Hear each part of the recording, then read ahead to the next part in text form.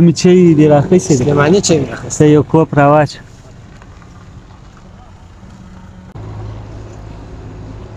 غږ ډېر نه راځي.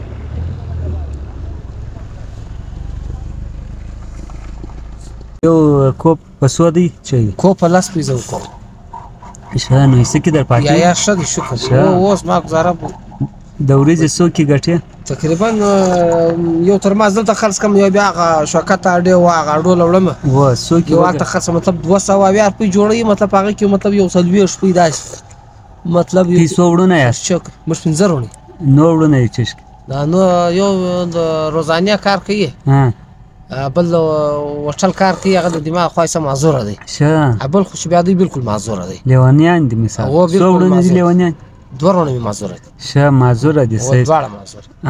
ټیک دی ټیک دی. نو مور لرې؟ مور دې څنګه؟ مور مې ښه ده، خوارکۍ ډېره سپین سرې ده. خپله بچیان لرې؟ واده دې کړی؟ یاره ما وصله کوزده نه ده کړې، اوس ما بایي ته واده سره وکړي. ښه نو تو خو سپین ږیری کوزده دې نه ده؟ زما خو بس دغه نزلم ده، دا ستا به خبر څه خلاص نستیم ده. نستیم ده. نو دا 200-300 روپۍ باندې کور ساتی شه؟ بس شکر دی. نو اوس څه پکې اوس دغه ګزاره په کوم همت کوم نو چې دغه ورته کښېنه، اوس دغه بیا څوک نه درکوي نه دی.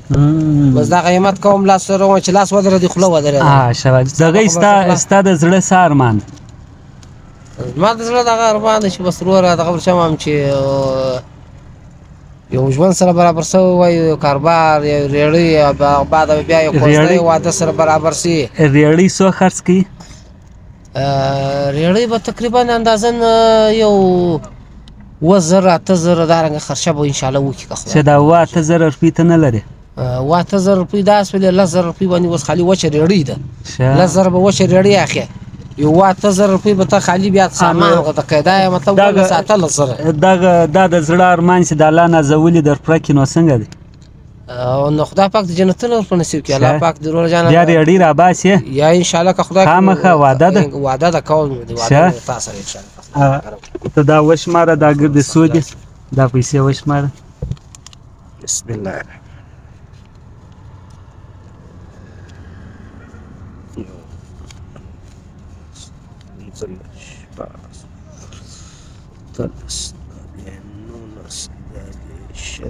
یویشت زره لاله. څو دي؟ 20,000 روپۍ لاله. ښه نو دا به ته څه به کوې؟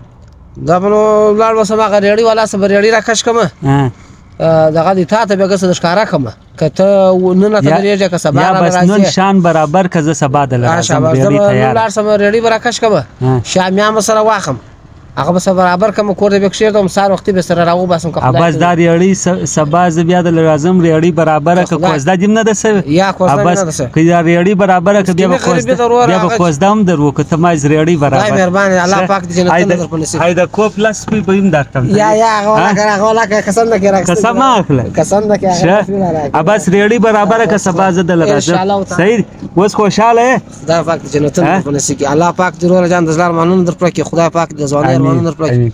بس ریړۍ سبا راوباسه. اوس دستي بس دا سامان هلته یو ځای ږدمه، یا سامان سره وړم په لاس کې دي، سامان هلته سره وړم ریړۍ راکشوم، بس دغه وکړه پیسې ورکړمه، بیا که دې ریړۍ برابره که بیا کوزده درکړو. اوس ولاړ. خدای پاک دې جنتونه در په نصیب کړي. خدای حافظ.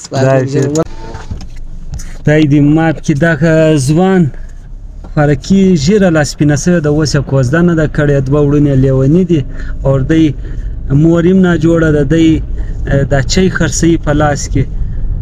اوف الله، د زړه دا ارمان اوس یو کار روزګار جوړ کړم، نو الحمدلله ستاسو کوم ډونیشن سیولو هغه مې ودې ته دته ورکړي چې دی به سبا انشاءالله وځان ته یو ریړۍ په خلاصي، او دا مې کول ورسره کړی دي. که دې ریړۍ خلاصه کړله د کوزدې وس هم نه لري، نو انشاءالله بیا د کوزدې سیټ اپ هم ور برابر و. دا ټوله کارونه ستاسو په ملګرتیا، ستاسو په ډونیشنز باندې زه کوم.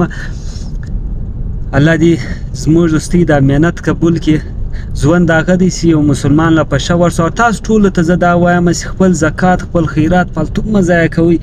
دا قسم خواران مسکینانو سره شک کوئ چې هغه وځان ته یو کار روزګار جوړ کړي. الحمدلله زما والا ډېر بد طبیعت